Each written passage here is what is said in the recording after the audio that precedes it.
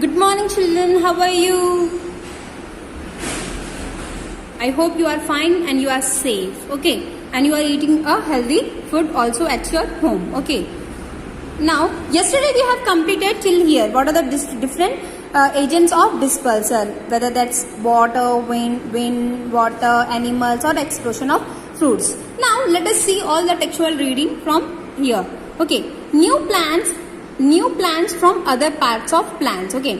Besides growing from seeds, new plants also grow from certain other parts such as roots, stem, and leaves of the parent plant. Okay. So here what they are trying to say, not only from seeds, new plants can grow from the stem, root, and leaves, and other also parent plant only. What do you mean by parent plant, children? The plants which bears the fruits, this main plant. Okay. Next. Some plants like rose, sugarcane, and hibiscus grow from stem cuttings. Potato is a stem that grows underground and has buds called eyes.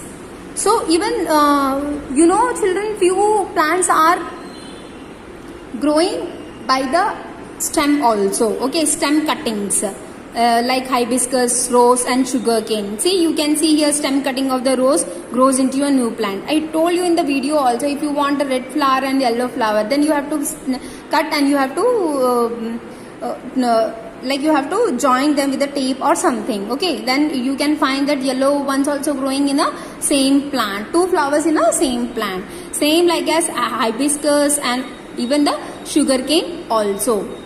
You see, the potato is a stem. Here this potato is a stem. Okay, potato has small buds and eyes which are growing into a new plant. Okay, children, now any part of a potato has buds on it and they can grow into a new plant. Onion and ginger are also underground stems from which new plants can grow. Sweet potatoes and carrots are examples of plants whose roots can... Okay, we will see this one. Onion and ginger also. Onion, onion and ginger, yes, they are also underground stems only. Here you can see the sweet potato. Okay, this is sweet potato. Onion and ginger, they didn't give the pictures. Okay, even they also grow into a new plant with their stems only. Okay, and even the sweet potato also. A new plant can grow from the root of the sweet potato. Are you able to see this new plant? Yes, this is from the root. This is root of sweet potato. What are the stems? And stems, children, that is above the ground stem, that is hibiscus, rose, and sugarcane. Underground stem like potato, onion, and ginger. What about the roots which are growing from the new plants? That is sweet potato. Okay, here sweet potatoes and carrots are examples of plants whose roots can grow into new plants. The leaves of plants like bryophyllum can grow into new plants. Are you able to see this bryophyllum leaf? Yeah, at the apex they are different cuttings. Okay, from that apex you can find new plants are growing from the leaf. Maybe you have seen. Okay, I have seen. Yes. Now coming to the checkpoint. Circle the correct answers. Seeds of gram, pea, maize are monocot seeds. I told you, Nana, like monocot has single grain, okay, but dicots are two cotyledons. They have two seed leaves, okay. So seeds of maize are monocot, whereas gram and pea are dicots, okay. The development of a seed into a seedling is called as what? Germination? No. Budding? No. This is dispersal. Sorry. This is germination. So that is called as germination. The development of a seed into a seedling is called germination. If in your exam they are asking about what is germination, then you have to write the development of a seed into a seedling is called germination. Okay. Seeds of cotton are dispersed by what? Water, wind, or explosion? Yes, that is wind. And what are the examples, children? Dandelion, hiptach, madar. These are all dispersal by the wind seeds. Okay. Some plants like rose grow from root, leaf, or stem cuttings. Yes, that is Stem cutting. Now only we have learnt na rose. Which one? Rose, hibiscus, sugarcane. That is stem cuttings. Okay. Now next topic is crops and vegetables. When a plant is grown in large quantities at a place for food, it is called a crop. Farmers grow different crops in different seasons. Crops like wheat and gram grown from November to April winter are called Rabi crops. Crops grown from June to October summer are called as Kharif crops. Rice, maize, jowar and bajra are Kharif crops. Vegetables like cabbage, cauliflower, radish, bean and pea grow during winter. Vegetables like brinjal, pumpkin and gourd grow in summer. So by this you have to learn about what are the crops and vegetables growing different seasons. Okay. So I have explained you about the Rabi and Kharif crops. Okay, here you can see the Rabi crops, they are grown from November to April. It is like winter season. And the crops grown from June to October, they are called as Kharif crops. Okay.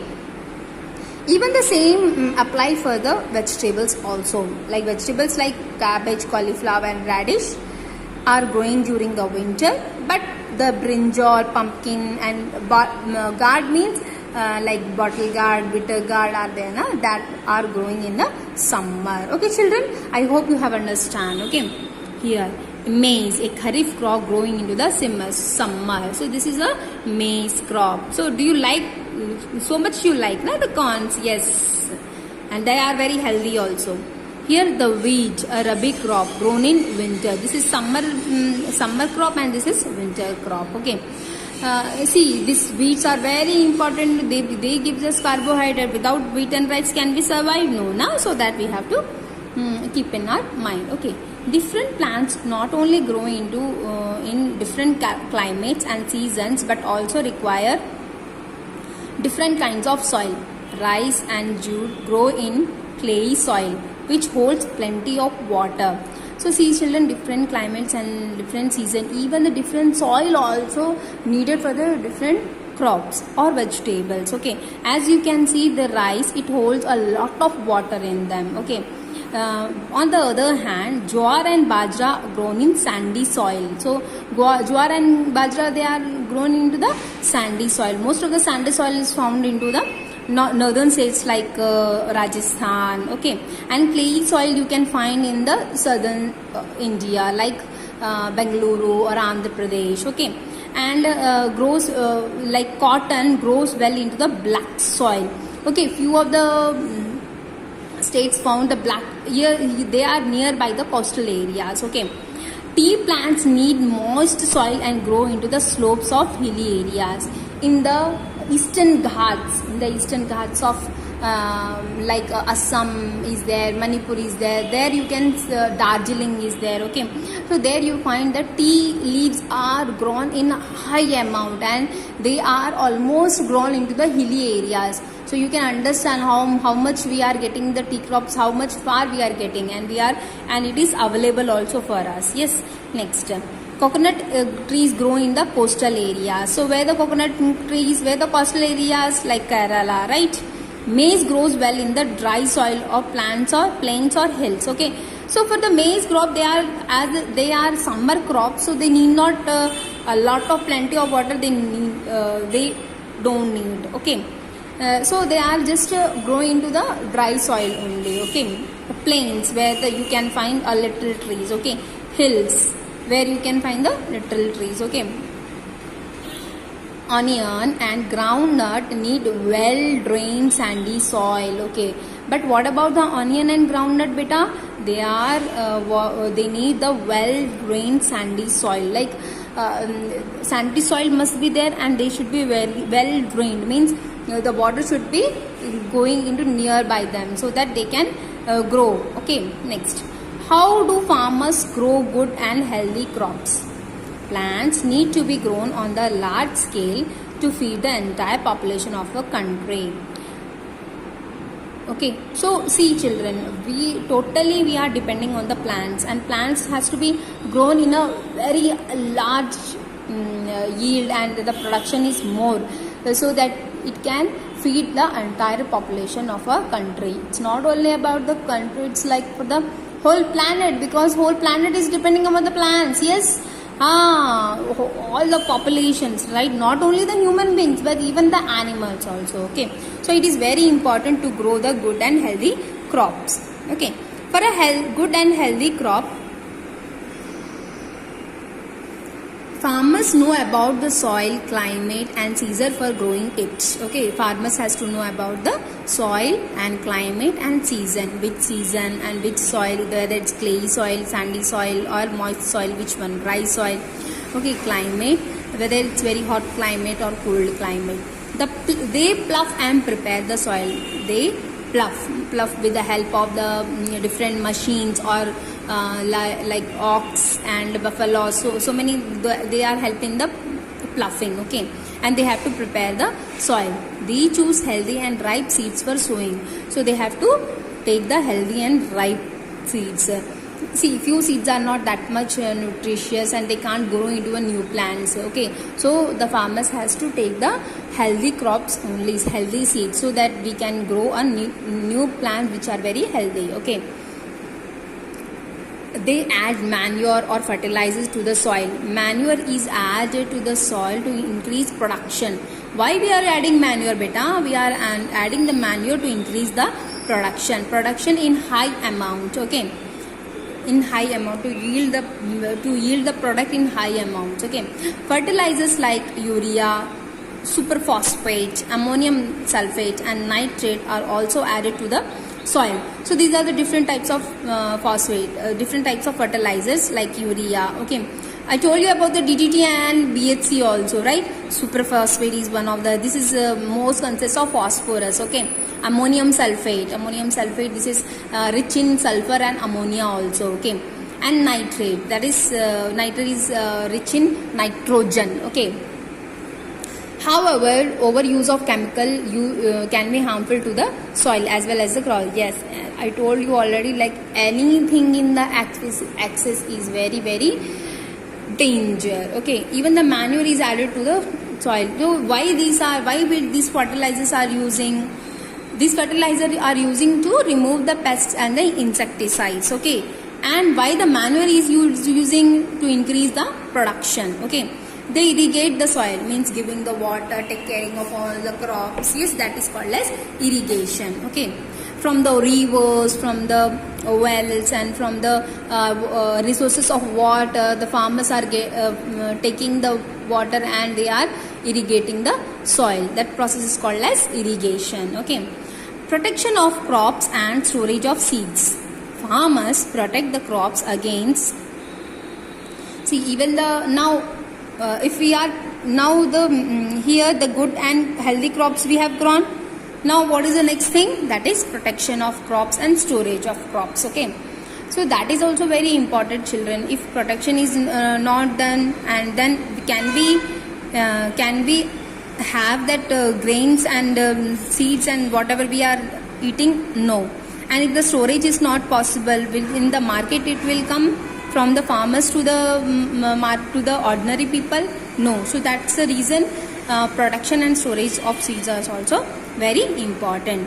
Farmers protect the crops against, what are the things that farmers protecting our crops? Okay, grazing animals like cows and goats. This is done by proper fencing. See, most of the goats and cows and goats, if they finding any of the fields or crops, they try to come into that fields and they start grazing. And what happened again? Our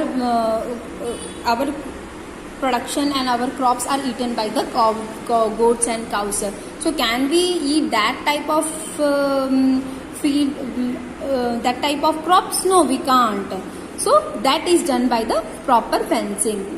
If the farmers have done the proper fencing so that the goats and cows will be away, then it will be good. It means we are protecting. Okay, next. Pests such as locusts, grasshoppers and caterpillars. they use pesticides. These are the chemicals that are sprayed on standing crops. If sprayed properly, they protect the crops from being destroyed by pests. However, too much pesticides can be harmful to our health. Okay, and last one is diseases. See here, pests like insects like locusts, grasshopper, and caterpillars. They find on the leaves and other parts of the plant, and they are just eating them because they have to survive, right? They are eating them. So if we have to protect from them, then we have to spray it on the standing crops. So what are these? Those are the fertilizers which are spraying. Okay, so when we are spraying them, we are protecting our crops. Okay, children. Now, and they have to protect from the diseases also. If the farmers are using the good kind of crops, then it very least it is possible that they are free from diseases. Okay. When the grains are ripe, the crops are harvested and stored. After harvesting, grains need to be protected against moisture. They have to be kept safe from rats, moles, birds, squirrels, and insects. So they must be stored in airtight sealed containers. Okay, this we have already read. Like when the grapes are ripened, and they have to be stored in a very airtight containers so that they can be protected from the rats, moles, squirrels, and other insects. Okay, as soon as the rats enter into the storage of crops, they can destroy everything beta, and then we can't consume that crops again. So that's the reason we have to protect them against all the things. So what we can do, we have to store in a airtight containers. Okay, after harvesting only we have to do this all. Okay, now plants like other living things need love and care. Under favorable condition, they grow well.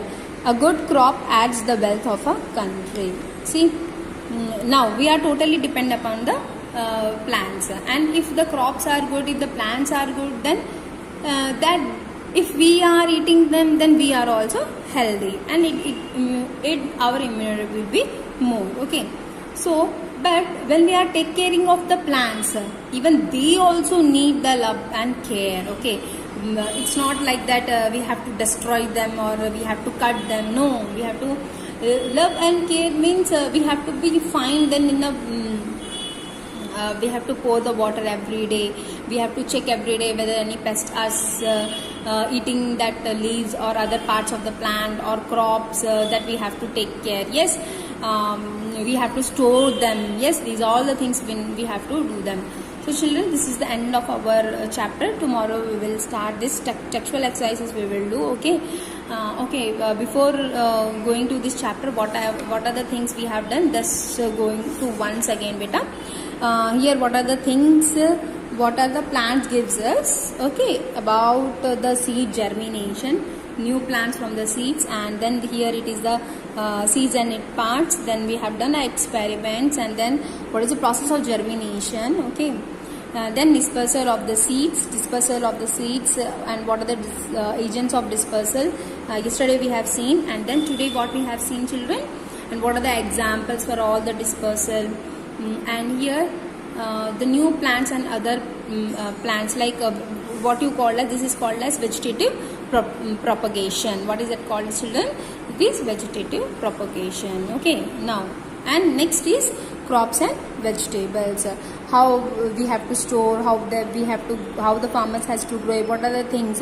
Which crops, vegetables are growing which season. Okay, which months also. Okay, next. About the healthy crops also. Okay, children, I hope you have understand so many things in this chapter. It's a very lengthy chapter and you liked it very with your heart. Okay, children, take care. Bye bye.